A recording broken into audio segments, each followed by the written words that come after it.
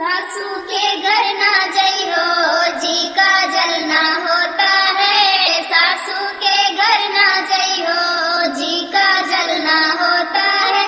आगे आगे चले ससुरिया पीछे चलना होता है।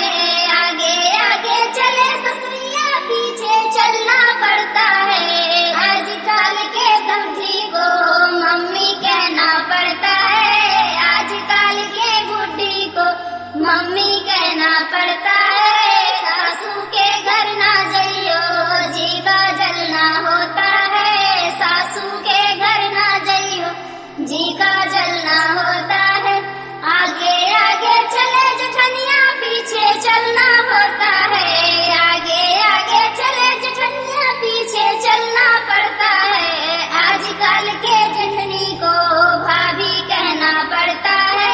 आजकल के जेठनी को भाभी कहना पड़ता है। सासू के घर ना जइयो जी का जलना पड़ता है। सासू के घर ना जइयो जी का जलना होता है। आगे आगे चले ननदिया पीछे चलना होता है। आगे आगे चले ननदिया पीछे चलना पड़ता है। आजकल लवंडिन को दीदी कहना पड़ता है।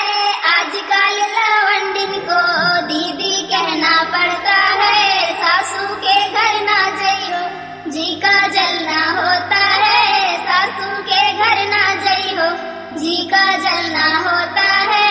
आगे आगे चले सजनवा पीछे चलना पड़ता है। आगे आगे चले सजनवा पीछे चलना पड़ता है। आजकल आवारन को साजन कहना पड़ता है।